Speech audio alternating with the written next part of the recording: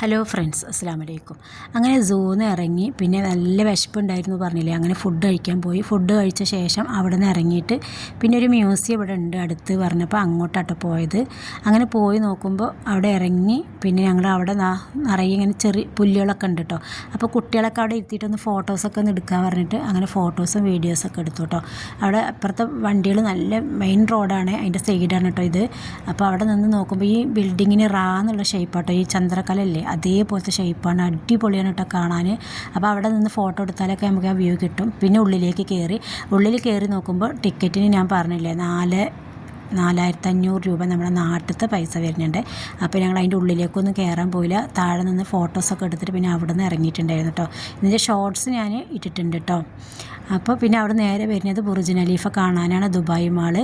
അങ്ങോട്ട് വരികയാണ്. അങ്ങോട്ട് വന്നിട്ട് പിന്നെ പാർക്കിങ്ങിനായിട്ട് കുറേ നേരം ചുറ്റിയിട്ടുണ്ടായിരുന്നു കേട്ടോ ഡ്രൈവർ. അയാൾക്ക് പാർക്കിങ് കിട്ടണേ ഇല്ല. അപ്പോൾ ഞങ്ങളോട് പറഞ്ഞു, നിങ്ങൾ ഇവിടെ നിന്ന് ഇറങ്ങിക്കോളി, ഇങ്ങോട്ട് ഉള്ളിൽ പോയിക്കോളി, ഞാൻ പാർക്ക് ചെയ്തോളാം പറഞ്ഞു അയാൾ കേട്ടോ. അങ്ങനെ ഞങ്ങൾ പാർക്ക് ചെയ്ത് പിന്നെ ഞങ്ങൾ ഉള്ളിലേക്ക് കയറിയിട്ടുണ്ടായിരുന്നു. അപ്പോൾ അവിടെ മാളിൻ്റെ ഉള്ളിൽ നിന്ന് ഒരുപാട് ഇങ്ങനെ അങ്ങോട്ടും ഇങ്ങോട്ടൊക്കെ പോകാനുണ്ട് കേട്ടോ. ഫസ്റ്റ് നില, സെക്കൻഡ് നില അങ്ങനെയൊക്കെ. അങ്ങനെ പിന്നെ ഫിഷിൻ്റെ അക്വേറിയം ഉണ്ട് കേട്ടോ. വലിയ അക്വേറിയമാണ്. വലിയ അക്വേറിയം പറഞ്ഞാൽ ഒരെണ്ണമല്ല, ഒരുപാട് നീളമുണ്ട് കേട്ടോ ഈ അക്വേറിയം. അപ്പോൾ അത് കാണാനായിട്ട് അതിൻ്റെ ഉള്ളിലേക്ക് പോയിട്ടുണ്ടായിരുന്നു. അപ്പോൾ എന്താ പറയുക, ഈ അക്വേറിയത്തിൽ നമ്മൾ ശരിക്കും ഈ കടലിൻ്റെ ഉള്ളിൽ കൂടെ പോകില്ലേ, ആ ഫീലാണ് കേട്ടോ ഉള്ളത്. ഒരുപാട് വലുതാണ് കേട്ടോ, ഒരു തല മുതൽ ഒരു തല വരെ ഉണ്ട്. അത് വലിയ വലിയ ഫിഷുകൾ, എന്താ സ്രാവ്, തെരണ്ടി അങ്ങനെയൊക്കെ അമ്മ പേരുകൾ പറയുന്നുണ്ടായിരുന്നു കേട്ടോ. എനിക്കങ്ങനെ ഫിഷുകളെ പേരുകളൊന്നും അങ്ങനെ കറക്റ്റായിട്ട് അറിയില്ല.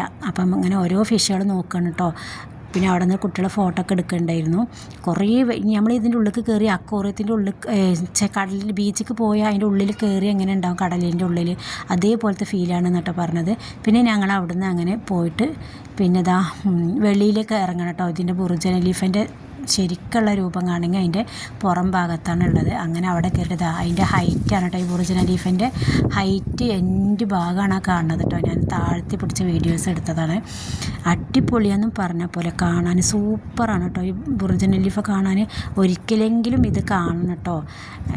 എന്താ ദുബായിൽ വരികയാണെന്നുണ്ടെങ്കിൽ എല്ലാവർക്കും വരാൻ സാധിക്കട്ടെ കാണാനും. എന്തായാലും കാണേണ്ട ഒരു കാഴ്ച തന്നെയാണ്. അടിപൊളി എന്ന് പറഞ്ഞാലും പോലെ സൂപ്പറാണ്.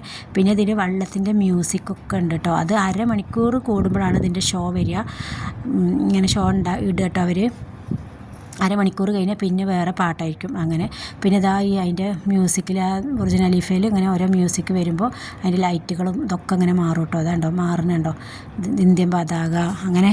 ഇപ്പോൾ വിജയ് ഇപ്പോൾ തമിഴ്നാട് ജയിച്ചപ്പോൾ അതിൻ്റെത് വന്നിട്ടുണ്ടായിരുന്നു. അതിന് ഫോണിൽ കണ്ടാട്ടോ, ഞങ്ങൾ പോയപ്പോൾ അതില്ല, ഫോണിൽ അനിയൻ കാണിച്ചതാണ്. അങ്ങനെ ഓരോരോ സ്പെഷ്യൽ വരൂലേ, ആ സ്പെഷ്യൽ വരുന്ന സമയത്തൊക്കെ ഇതിൽ അതിൻ്റെ ലൈറ്റിങ് വരുത്തര കേട്ടോ. എന്തായാലും അടിപൊളി സൂപ്പർ ഇതാണ് കേട്ടോ കാണാൻ. പിന്നെന്താ പറയാൻ, പിന്നെ എൻ്റെ ചാനൽ കാണുന്നവരൊക്കെ ഒന്ന് ലൈക്ക് ചെയ്യണം കേട്ടോ. എന്തെങ്കിലും ഒരു കമൻറ്റ്, നിങ്ങൾക്ക് ഇഷ്ടപ്പെട്ട ഒരു കമൻറ്റ് എന്തായാലും ഇടണം. അങ്ങനെ നിങ്ങൾ സപ്പോർട്ട് ഉണ്ടെങ്കിൽ മാത്രമേ. അപ്പോൾ ഇതിൻ്റെ ബാക്കി വീഡിയോസും കൂടി ഉണ്ട്, ഫുള്ള് ഇതിൽ ഉൾപ്പെടുത്താൻ പറ്റില്ല. ബാക്കി വീഡിയോ ആയിട്ട് വരാം ഇൻഷാ അല്ലാഹ്. Okay, by.